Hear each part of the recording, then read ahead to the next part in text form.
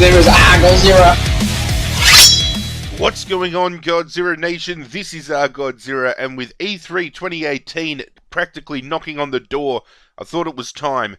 I got myself into gear and dropped my very first ever E3 2018 wishlist video.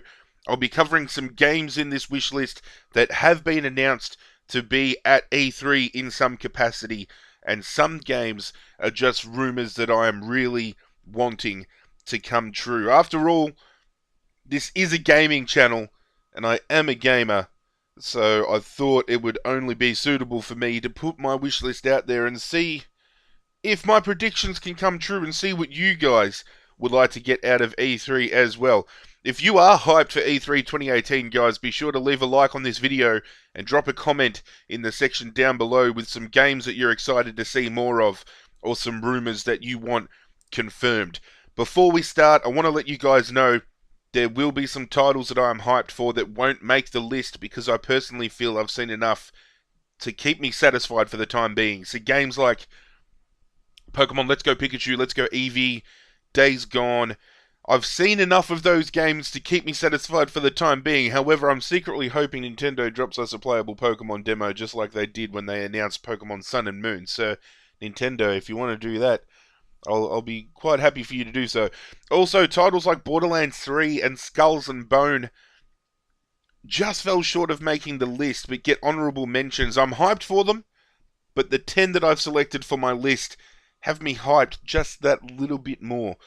But without further ado, let's get this video started with a message that has the game world torn with number 10 on my list. Number 10, Shadows Die Twice. Recently, a teaser trailer was presented to us with the cryptic message, Shadows Die Twice. When you look at the object in the trailer, it can easily be identified as a possible weapon from within the Bloodborne universe, and with Bloodborne grabbing the amount of critical acclaim that it did, it wouldn't surprise me to see Bloodborne 2 announced at this year's E3. However, if you're an old school gamer like myself, you might notice that this phrase has been heard within a gaming franchise before, and might possibly hint at this franchise coming back into the fold.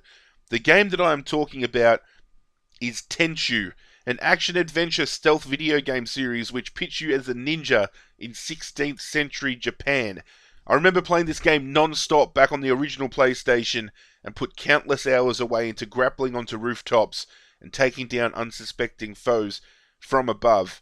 One of the installments of the franchise had the protagonist coin the phrase, Shadows Die Twice, and it has sent fans of the franchise into an absolute frenzy.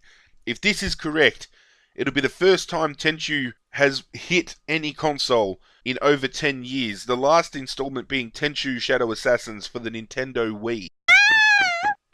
This has the gaming world divided, and whatever the outcome, I'll be happy. Bloodborne is a game I've clocked many hours and a lot of pent-up aggression into, and a sequel will quench my thirst for more blood.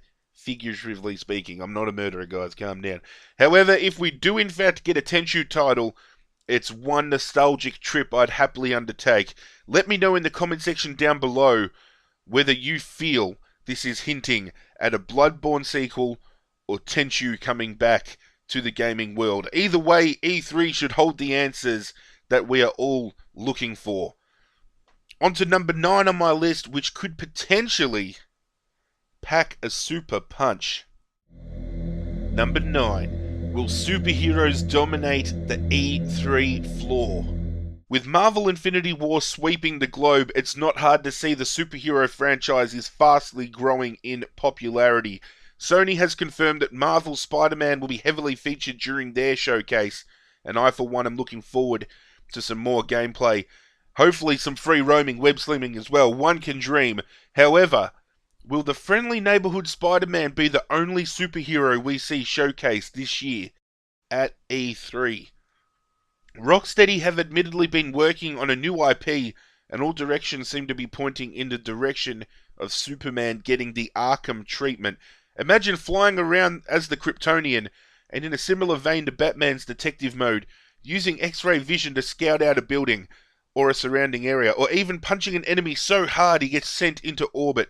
Further adding to these hints, There has been a marketing image that has dropped recently with Superman's cape, and it has broken the internet. Everyone's gone completely nuts. Could this be pointing at Rocksteady making an appearance at E3? Furthermore, and this has me hyped the most, it's paired with the slogan "World's Finest," and for those who are fans of the comics, that looks back at when Batman and Superman worked together as a team. So this could potentially mean Rocksteady is giving us a game in some capacity that is a Batman-Superman tag team crossover type of title. The hype is real for this game, and I'm keen to see what Rocksteady has in store for us at E3. And let's not forget, Square Enix has that Avengers title that's in the works as well. We got that tasty teaser trailer, but don't have any indications to what type of game we're looking at. Is this going to be an expansive online co-op game? Are we looking at a single-player only title? I'm holding on to hope that the stars will align and the Avengers will make an appearance during the Square Enix conference this year. Imagine this, guys. E3 goes, and we are left with 3 superhero titles in its wake. The perfect time to cash in on the commodity, and yours truly will happily dip into the good old trust fund in order to grab all 3 titles. By the way, Rocksteady, if you've got any future plans for involving the Green Arrow, let me know, because one can dream. Speaking of dreams, number 8 on my list just might be the game all of us zombie enthusiasts have been waiting for. Number 8, Overkill's The Walking Dead. The teaser trailers for Overkill's The Walking Dead have been absolutely brilliant, but it's not enough for me to be truly happy. I'm hard to please, I know. We're looking down the barrel at finally a core Walking Dead title that looks fresh and vibrant and isn't going to just be another clone of the zombie titles we've already seen. As a big fan of titles like Dying Light and Dead Island, let's face it, it's the same game basically draped with new clothing. Let's be real.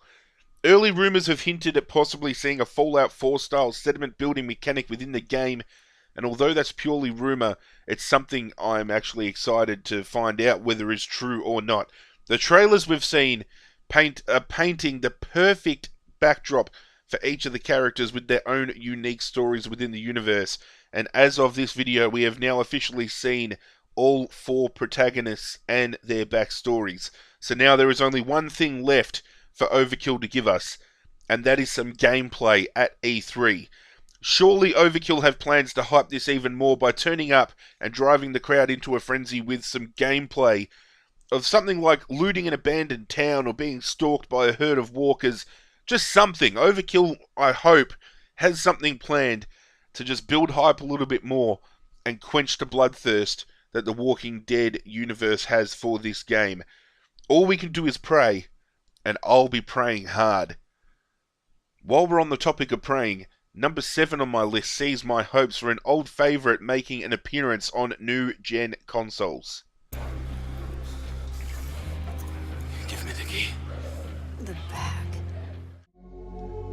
Number 7, a new Splinter Cell title. It's been heavily teased. You only need to look as far as the update within Tom Clancy's Ghost Recon Wildlands, but I'm really wanting to see Sam Fisher and the Splinter Cell franchise make an appearance on new-gen consoles. Although the franchise has seen some dud games along its course, you've only got to look as far back as Blacklist. For the most part, it's been one of the more prominent titles that Tom Clancy has hitched his name to.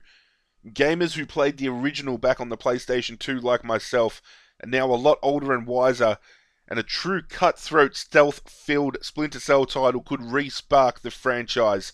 I think they have a little bit to make up for with what they delivered with Blacklist, and I really hope that this potential rumour does come true and we see Sam Fisher come back into the fold. We all know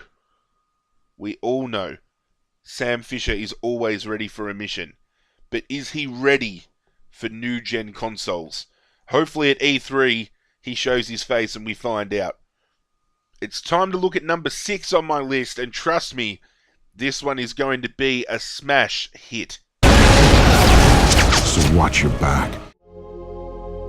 Number 6, Super Smash Bros. Switch. We all saw the teaser with Nintendo's last Direct, and know that the two protagonists from the Splatoon series will be joining the fray, as well as longtime favourites Mario and Link. We know Nintendo's conference is going to heavily focus on Super Smash Bros. Switch, and will even be showcasing a playable demo for E3 fans. I'm secretly hoping the fans at home get a playable demo also.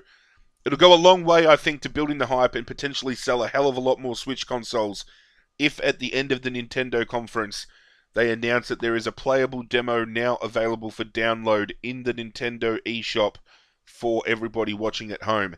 At this point, we don't know if it's going to be a port of an existing Smash Bros. Title or whether we're going to get something completely new and game-changing. I hope it's something new.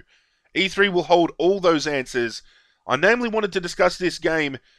We know it's going to be there, but I wanted to discuss the fact of some new characters I think might be a chance to be added to the roster, and a couple of which I would be definitely down to get behind if they are confirmed. The first of which I think will be Crash Bandicoot. Now bear with me, because I know this is a bit of a stretch, but with the Crash Bandicoot Insane Trilogy coming to the Nintendo Switch, it'd make sense that the wacky marsupial would make his way onto the Smash Bros. Stage. Think of his spin move, his belly flop, all of that would be in his arsenal, and then maybe even having his Super Smash move being involved with the Totem Master Aku Aku, getting that invincibility, running around the stage, knocking people left, right, and center. You're imagining it, aren't you? I am as well, don't you worry about that. Now, if this is the case and Crash Bandicoot does get added, it opens the door for other Crash Bandicoot characters to potentially come to the roster as well. If this is the case, my selections would be Neo Cortex and Tiny Tiger. Both would fit the roster well and complement the Crash character. This could possibly also open the door for a character like Spyro the Dragon to potentially fly onto the roster as well. Maybe? Who knows? Hopefully E3 reveals a little bit about some new characters and not just the characters that we've come to love. Surely there's going to be new Pokemon added to the game. Every installment so far has seen at least one playable Pokemon character added to the fray. And we already have, as I've just mentioned, a handful of good Pokemon to pick from. But having another one or two added could add a little bit more depth to the game. Frontrunners, in my opinion, for the Pokemon slot would be either Decidueye or Incineroar, both from the latest Sun Moon installments on the 3DS. Both possess a steady moveset, and both would look absolutely brilliant within the Super Smash Bros. Universe. My last choice, and the one I'm really hoping we see added, is Banjo-Kazooie. Yes, I know you're probably thinking I've lost the plot, but I'm under the belief the duo almost made the original roster, so if that's the case, it would make sense that Nintendo add a fresh but familiar face to the franchise if they're bringing this over to a new console. And who better with the bear who has a bird stuffed in his backpack? I don't know how the moveset would be for him, but I think it would be good to see a Nintendo classic in the form of Banjo-Kazooie hitting the Smash Brothers roster. Do you have any characters you want to see added to the Smash Brothers roster, guys? Let me know in the comment section down below. But it's now on to number 5 on my list, which sees us step into the year 2077. Number 5, Cyberpunk 2077. CD Projekt Red have already announced they'll be showcasing a new IP at this year's E3, and we can only assume it's going to be Cyberpunk 2077, unless they've secretly been working on something that we aren't aware of. But to what extent we will see Cyberpunk 2077, we do not know. As for now, we've only seen a cinematic trailer, but the thirst is for some actual gameplay. That's what we want to see. They've given us enough years of torment. Give us some gameplay. We all know it's going to be an RPG. Will it be in the same vein of The Witcher 3, which is by far one of my favourite RPG titles of all time? I don't know about you guys. Will we get something completely different this year? I don't know, but I think this is the perfect time to finally show some gameplay off for everybody attending E3 and for those watching at home. We can only hope that's what they've got in store They couldn't possibly have something else up their sleeves. I don't think they would invest their time in anything else. I think Cyberpunk 2077 is what we're going to be getting from CD Projekt Red. And with the run they had with The Witcher, we can only assume that this new IP is going to be absolutely jaw-dropping. Shifting attention to number 4 on my list, we look towards a powerhouse studio who always grabs 100% of my attention every single year. Number 4. What does Bethesda Studios have in store?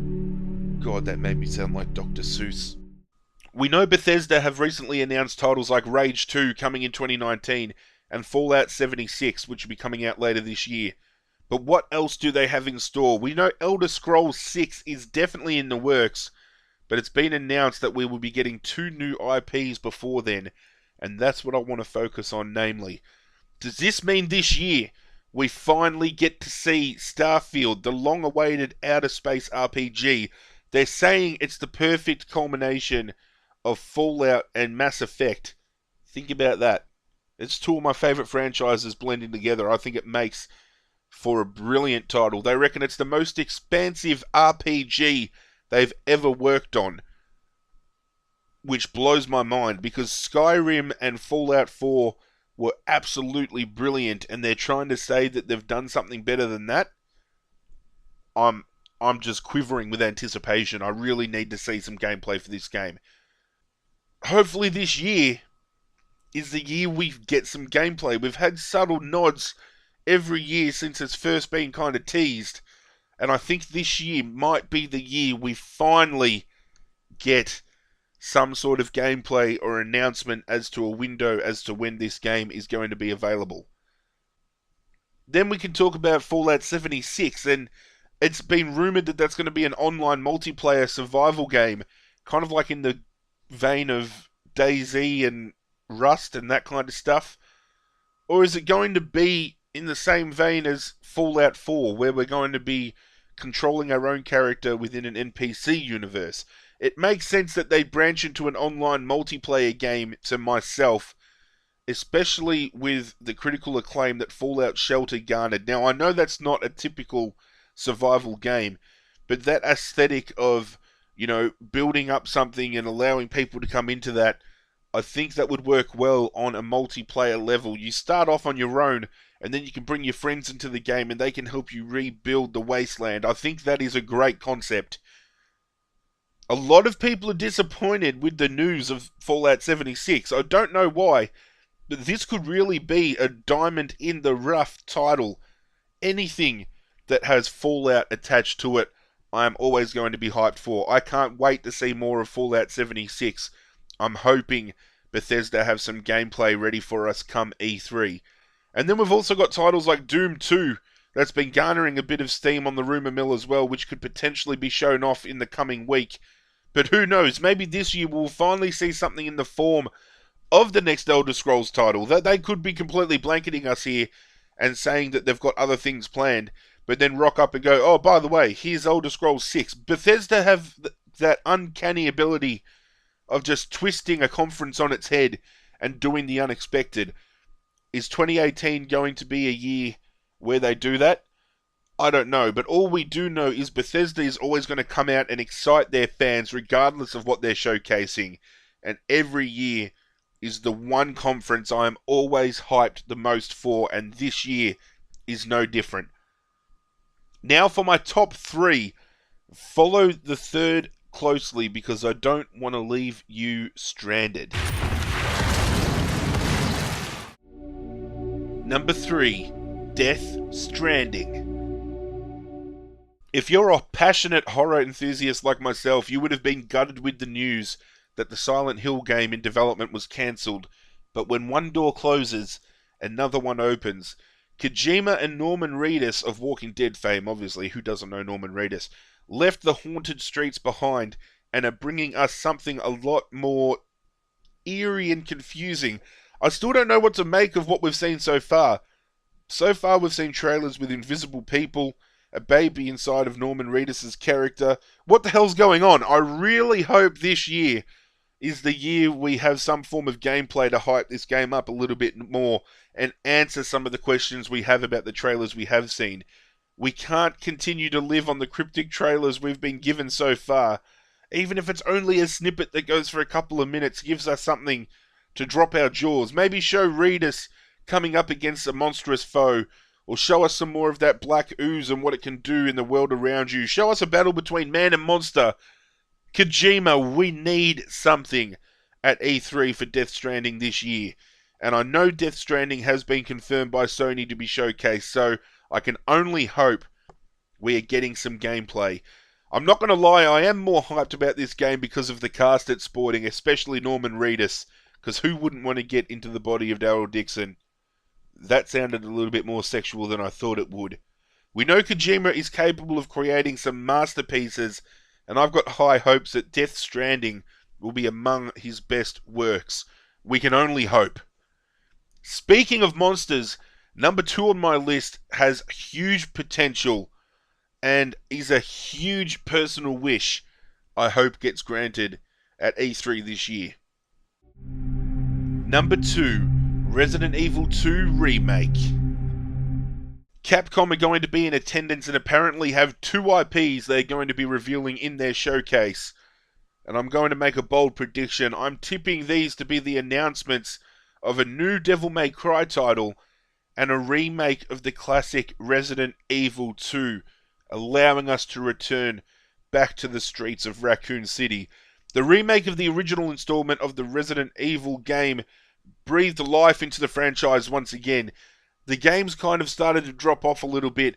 They remastered it on the GameCube. They obviously ported that over then to console. And it absolutely blew my mind at how well they went about not only remastering the game, but adding more into it, delivering a truly horrific experience. And, you know, the addition of the Crimson Head zombies scared even the veteran Resident Evil players. You know, they had something thrown at them that they'd never seen before and took them a little bit out of their comfort zone. That is something I'm wanting to see with Resident Evil 2. They have teased that they're working on the remake, and they've even gone as far as saying the Resident Evil graphics engine is one that is going to rival that of the recent God of War game. And we've all seen the new God of War in some way, shape or form. The graphics in that game are stunning. And if they're trying to tell us that we're going to get a Resident Evil title that have graphics that are going to rival that, holy shit, that has me so hyped. Resident Evil fans, however, are wondering where they're going to go with this title. Are we going to get the third-person camera that we saw fixed over Leon Kennedy's shoulder in Resident Evil 4? Are they going to have fixed camera angles like they did in the first 3 Resident Evil games? Are they going to dare to try first-person like Resident Evil 7? I'm hoping Capcom deliver big with Resident Evil 2 at E3, and furthermore, I would kill for a playable demo. Let's not forget, when they revealed Resident Evil 7 at E3, they dropped a demo instantly to bring more hype to the franchise, and it worked. That demo garnered a lot of acclaim towards the game before release. What better way to get fans excited than to come out, announce that Resident Evil 2 is coming this year, and that at the end of the conference, there is a playable demo available for download. That will just make my entire week and make E3 2018 the best one I've ever seen. I cannot lie. Capcom, please deliver. You've got a lifelong Resident Evil fan dying to get back into the shoes of Leon Kennedy and Claire Redfield. 2018 could be the year that I do so. Please. I hope. Now it's for the number 1 spot on my list, and for those of you who know me well, this selection will come at no surprise. Number 1, The Last of Us 2. Without a shadow of a doubt, The Last of Us is the best game I've played in a very long time. It had everything you're looking for in an adventure horror title. It had the scares, which were shockingly good. It had action-packed scenes that had relatable characters, and the story was absolutely beautiful. I had hopes they would make a sequel, and when that trailer dropped, I absolutely lost my mind. As of now, though, we have only seen 2 trailers. The one with Ellie having killed a house full of people and Joel walking in on her playing the guitar. By the way, it looks like he kept his promise to her after all. And then the one with the woman being strung up in front of a fire and being rescued, which didn't seem to have either of our favourite protagonists in that little trailer there. So it begs the question, whose story will we be following in this game? Rumours are suggesting that this time we're going to be taking control of Ellie, which I'm all down for. But if we end up picking up the mantle again as Joel, I really couldn't care. I just want to play The Last of Us 2. I want to see how they have built on that universe. And furthermore, I think it's time we got some gameplay. I really think this year is the year we're going to get it. Sony have announced that The Last of Us 2 is definitely on their agenda, and we can only hope that we are going to get gameplay and not just another tease with a trailer. As much as I'd love to see clickers in action, I'm really holding out hope for some new monsters. Let's not forget, the universe has continued to grow since the first installment, so the threats surrounding them would have increased. You know, how are the Fireflies now handling life? How have they advanced? Are there more clickers and other threats, you know, compared to the amount we had in the original title? Have the clickers evolved into something more dangerous?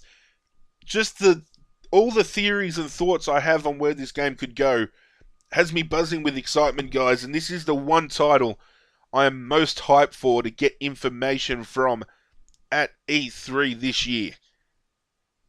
Well, Godzilla Nation, that wraps up my E3 2018 wish list. What titles are you looking forward to seeing more of?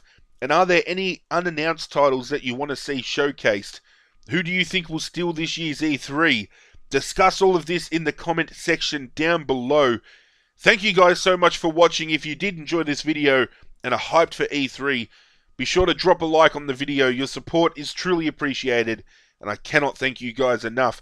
If you're new to the channel, there's plenty to go check out, with plenty of new titles in the works, so be sure to subscribe and pledge your allegiance to the Godzilla Nation.